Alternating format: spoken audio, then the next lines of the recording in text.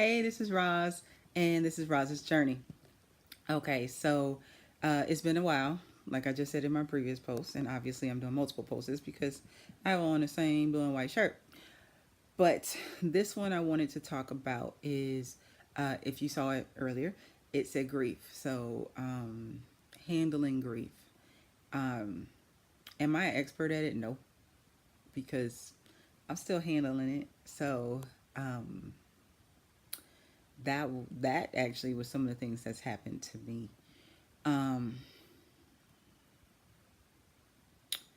this month, I mean, I've handled grief before. I really have. I've handled grief before, and you get grief in all types of. You get grief over losing a job. You get it over losing a mate, as in breaking up with somebody or someone not liking you or um, an idea of who you are, um, or plans for your future. And some of those are harder than the others. But recently, I've had to go through the grief of lost loved ones. I'm blessed that none of them were my immediate family. However,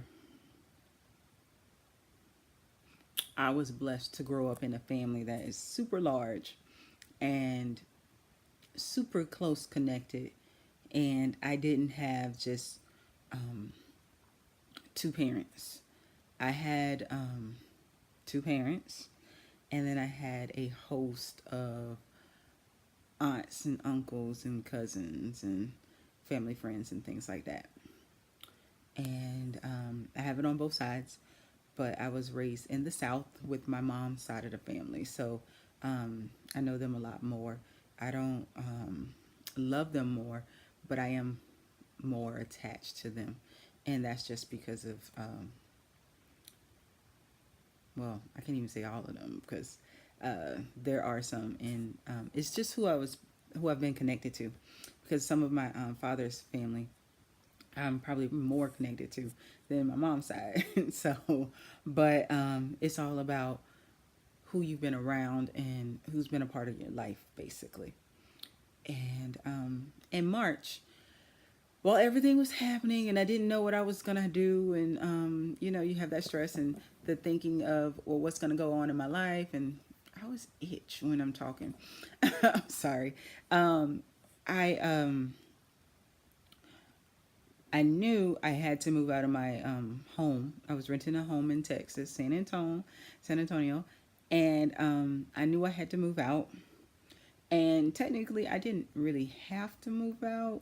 They were just increasing the rent, and had to like sign a new lease, and I couldn't leave for a year. And I knew that if I signed that lease, then that meant that I would be stuck in San Antonio for another year. And there's nothing wrong with San Antonio, but I also knew that I was supposed to be gone by April. So I call it intuition. I call it Lord telling me what to do. And that's what I told some of my friends. But the beginning of March, actually, because my lease was up March 31st. The beginning of March, um, one of my aunts died, sort of unexpectedly. Um, she had been sick for a while. She had been sick for years, and in the process of her being sick, we lost her brothers, one of my uncles. We lost um, a grandfather figure. We lost her son, one of my cousins, and so I really thought she was in remission, even though I knew at some point that it was getting a little bit worse, and maybe it wasn't in remission anymore because she started going back to the hospital somewhat. My mom was saying, but she hid it from everyone. So we had to deal with the shock of um, we didn't get to prepare. And so even though I was moving at March 31st, I had to be out of my place. I had to come home to say goodbye because I thought I was going to see my aunt in April. Um, Came home.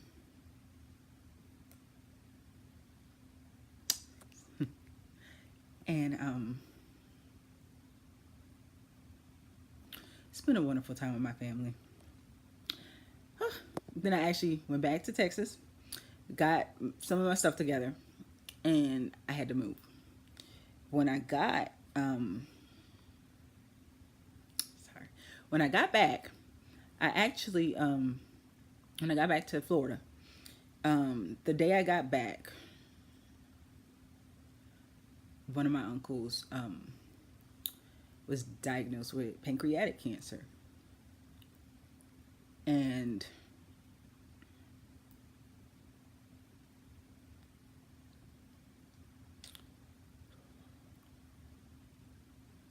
sorry, I had to we all had to figure out what was going on and how to maneuver through it. So God said I was supposed to be home April 1st.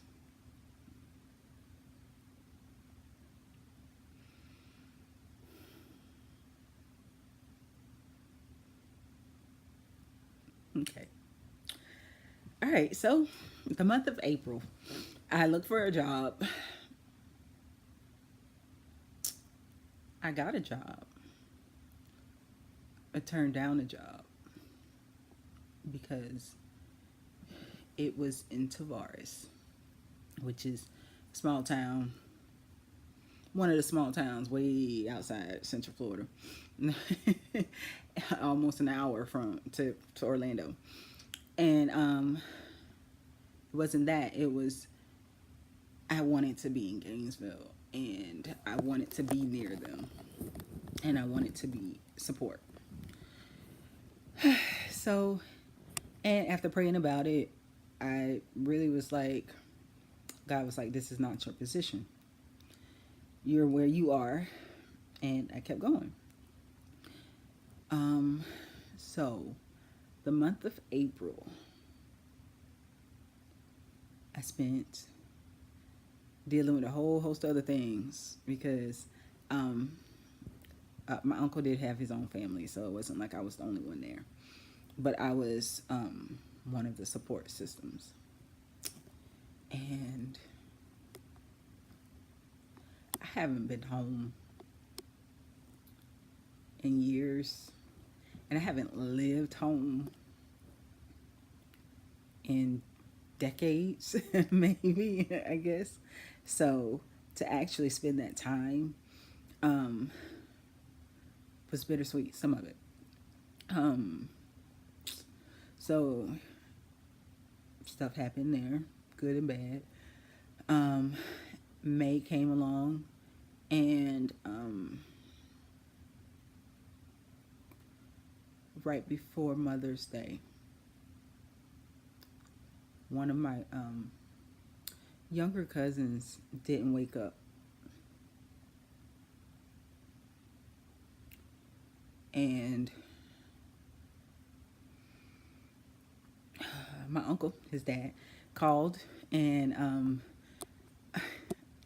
his wife, my aunt, was at our house because she was at the hospital with my uncle, who had went into the hospital that Friday. Well, Saturday morning, my cousin didn't wake up. So I had to inform my family and round everybody up that was there so that we can actually tell my aunt that her son that she left home, she won't see again alive. Um,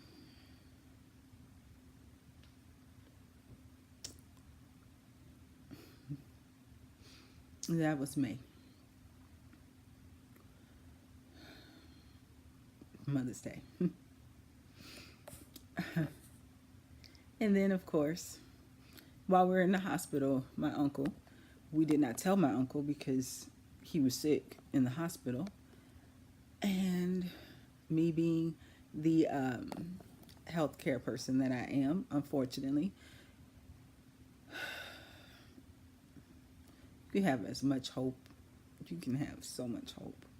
And, but to know what the doctors mean, even though they don't come out and say, you know what, you're gonna die, dude. But they kind of do a little bit. Um, so to have hope and say, you know what, regardless, he's gonna make it out, to the next day being okay, it's getting worse, to the next day, okay, he's still talking, it's still getting worse, to I'm calling family members and saying, you better come now if you want to come and see him. So, my uncle died on Tuesday. My cousin died on Saturday, and my uncle died on Tuesday. And so we had same family, two separate parts of the family. So we had two funerals. One funeral was on Saturday, and the next funeral had to be the next Saturday, which was Memorial Day weekend, which was supposed to be our last, at least if he was gonna go, it was gonna be our hopeful, if we were gonna make it to that Saturday to spend Memorial Day with him, but we didn't.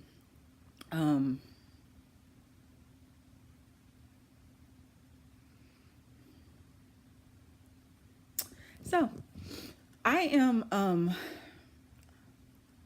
strong, as people say, very strong, and I can be a rock for other people.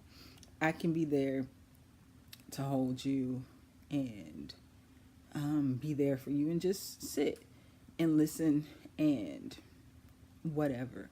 Try to get your mind off of things.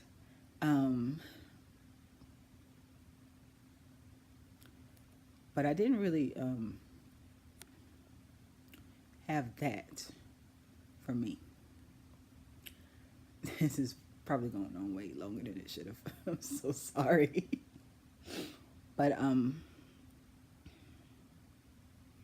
stages of grief.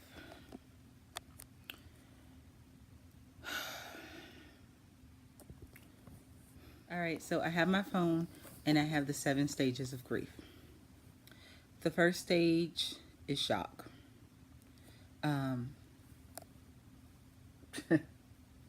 Exactly what it says. It's shock. You can't believe what happened. Next one is denial. Goes along with shock. First, you're in shock that it happened, and then you kind of say it didn't. You lying. That didn't just happen. Then you get angry, frustrated. All the emotions come out. Hopefully not on one person, but they come out. Then I have bargaining. You try to look for a way, something. Well, what if this? What if that? What if I do this? Then will this situation change? Then you go through depression. So where you realize what's happened and you're depressed. Then you start testing for solutions, which technically I wouldn't even say that because that was 7 stages. And then there's acceptance, finally finding a way forward. So what I would go through is like the 5 stages.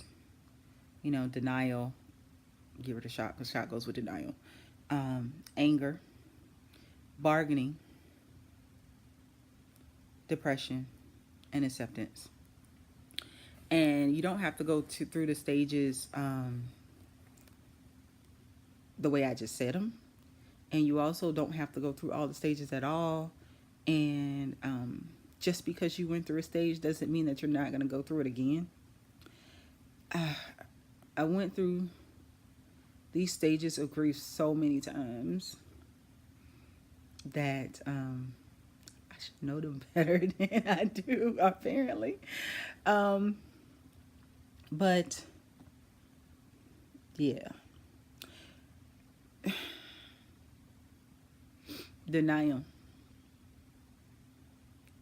I didn't believe anyone in my family recently was even sick or had died at first. That shock that, okay, that didn't happen, you lying.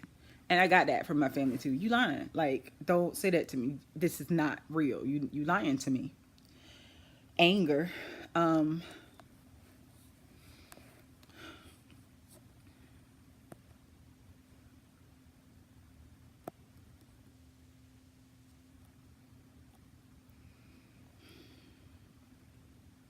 yeah, anger. Yeah, I had anger. I still do. Bargaining. I probably had more bargaining when my uncle found out he had cancer than the deaths. You know, there's still some bargaining, but it's not as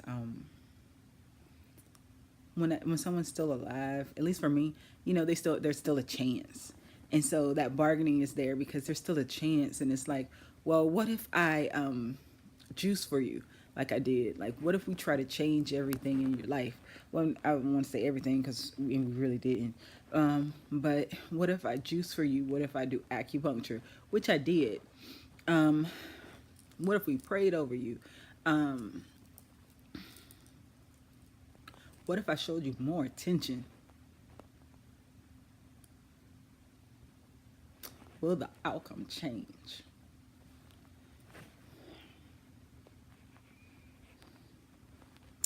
Depression. Yeah. Um,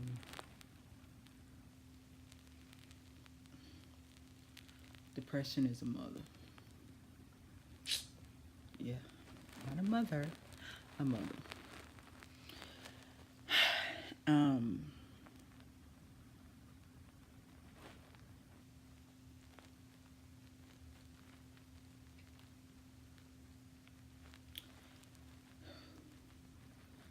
I'm at acceptance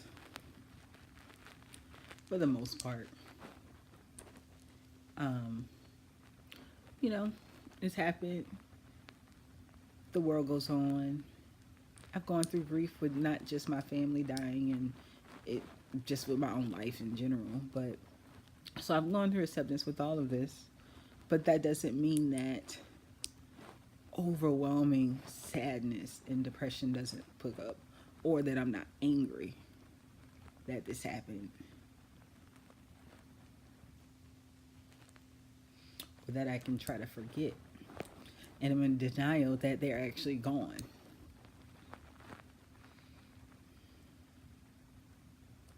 That's grief.